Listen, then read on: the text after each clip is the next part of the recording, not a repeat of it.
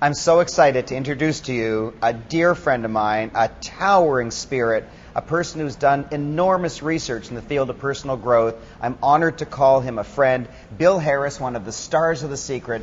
Bill, you were very well known and had produced a powerful product and were very successful well before the movie of The Secret. But nevertheless, you must have learned some powerful lessons as a result of leading up to The Secret and then what's happened since. Share with us some of that. Well, you know, I've been teaching this information for a long time, and I've really thought about this quite a bit. And I think this one of the great things about The Secret is the fact that it alerts people to the fact that, a very simple fact, that what you focus on tends to happen in reality, that you tend to figure out a way to make whatever you focus on come true in your life. However, I really don't think that is the biggest stumbling block to most people. I think that definitely people need to know that. I think the biggest problem actually is that most people are doing their focusing unconsciously. Even if you know that what you focus on is going to come true, if your whole process of focusing is just running on autopilot, you're going to remember to focus on what you want a few minutes here and a few minutes there. I mean, this is sort of the old cliche of somebody that's saying 10 minutes of affirmations a day, and 23 hours and 50 minutes of the day, they're doing the same old unconscious thing that they've been doing before, and then they wonder why the 10 minutes of affirmations isn't doing anything. So a lot of what I do is trying to get people to be aware of the focusing process. All the time, or as much of the time as they can. Yes, and there are ways. Actually, the focusing process is very complex.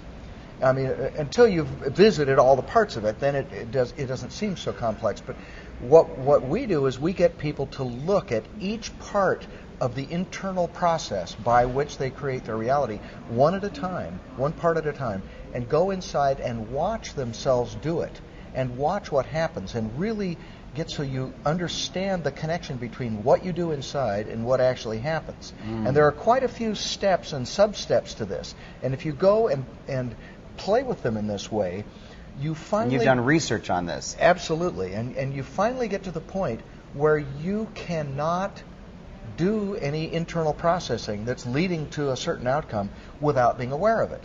Now, if you are aware of this, of how you're doing this, and it's leading to something that doesn't serve you, you won't be able to keep doing it. It's impossible to do something that's not resourceful and do it consciously. You can do, and many people have proven this, and I've done it myself many times, you can do something that does not serve you over and over and over and over again for your whole life, as long as you do it outside of your awareness. As long as you're now, you might be aware of the outcomes that you're creating, but the internal process that led to them, if it's under the surface running on autopilot, you can just keep doing it forever. So what we teach people to do is to become aware of that process. And in becoming aware of it, just that. I know. You know, as has been said, awareness in and of itself is transformative. Yes, a funny way I have heard it said is, you're unaware is dirty. That's a good one. So I have essentially two tools. One is this holosync audio technology that you're aware of. That I use. That you know, when people meditate with holosync, it accelerates the meditation process very dramatically, and people develop a tremendous awareness of, and one of the things they develop awareness of is how they are creating their reality. And then we go in and look at this, what I call your internal map of reality, and look at all the pieces and how you're using them and what results the way you're using them is creating, and then you begin to see all the other choices that you're not exercising. Yes. Because that internal map of reality gets set when you're growing up based on your family situation, and you create your way of processing things in order to essentially stay safe and make it through your family. In some cases, that's more difficult than others. In some cases, the family is very benign. You have good mentoring and all this sort of thing. And the internal map of reality that results is a pretty good one. Yes. And the people are pretty successful. Still, however, even those successful people are generally running these internal processes, your internal map of reality, unconsciously. Yes. So when they learn to run it consciously, it opens up so many more possibilities And that's when people really take off. And I know that if I hadn't gone through this myself, I certainly, any amount of success I've had has been really due to having done this. Do you know how I see it? I'm just going to bring it down because you speak at such a powerful level. I just want my listeners to understand it at just a really and you're so clear good at level. This too, so. Someone will come up to me to ask for advice, and they'll say, just let me give you a little background on myself. And they'll say, I was hit by a car, I was crippled, I went through 2 years of this, and my mom died recently. And I say, are you a positive person or a negative? Oh, I'm very, very positive. And I said, well, everything you've just said is negative. Oh, I just wanted to bring you up to date.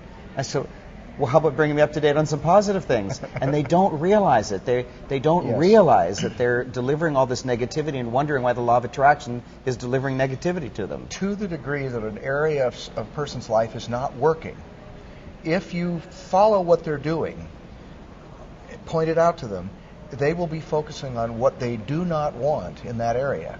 I know. And then because your brain tends to, your mind tends to produce whatever you focus on, because they're focusing on what they don't want, they figure out some very creative ways of making it come about, even though it's not what they want. I know. And in the movie The Secret, you talked about that gay man, and it was one of the highlights of the movie. It was just a brilliant... That really was an amazing story, that young man who finally got it. And actually switched his thinking to what he wanted, and his whole life changed in an amazing And I remember way. when we were filming for that, you came in and said, oh, I've got one more story, why don't I just throw it in?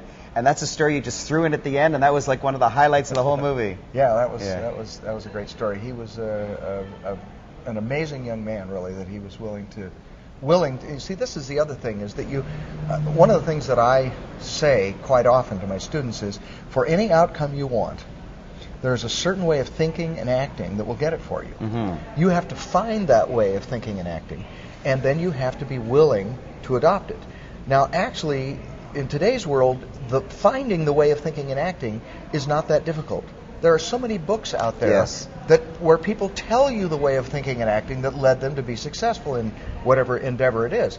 But the willingness to drop your old way of doing things. Yeah, the programming underneath. Yes, because the programming largely comes from, as I said earlier, trying to do it in a way that will allow you to be safe in your family. And if a person feels like, gosh, I mean, they aren't doing this consciously either. If I drop this way of thinking and acting that I have now, then who am I? Then I'm not going to be safe. There's something that, in a very visceral level, feels unsafe about that. So another element of this is that we have some ways of helping people to get rid of the negative emotional charge from these old root cause emotional events, because that then frees them up to more easily focus on what they do want and keep their attention off what they don't want. Even if you didn't do that, though, a person with enough persistence could break that habit and learn to focus on what they do want. Bill, I love learning from you, and I keep learning from you because I do my meditation your way, and I'm looking forward to more and more of my students learning from you. I thank you so much. I look forward to it. You're a hero of mine. Thanks so much, Raymond. Thank you.